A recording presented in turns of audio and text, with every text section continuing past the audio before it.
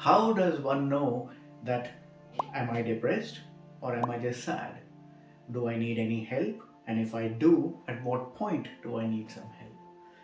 So, in order to understand that, whilst there are different, online links for depression self-tests that you could do,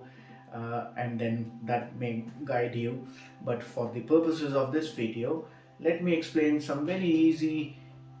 sort of things to look out for when you would start thinking that am I depressed and do I need any help?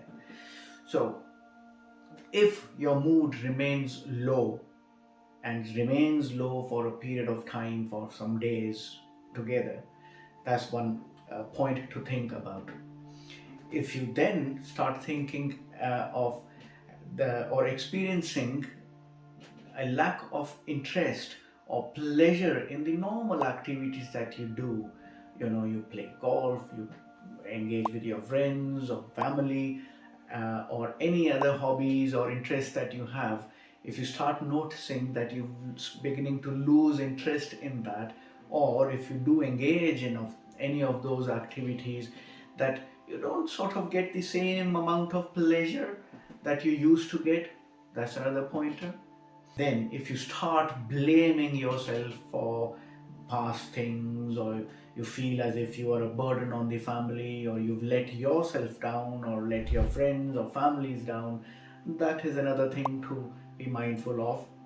Moving on, if you just start feeling fatigued or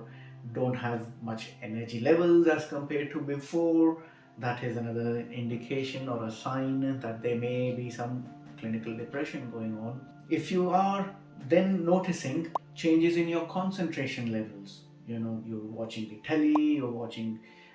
or listening to programs on the telly, reading newspapers, and generally you find that you are more distractible, not able to concentrate, or you feel fatigued mentally when you start engaging in of those activities, then you again start thinking that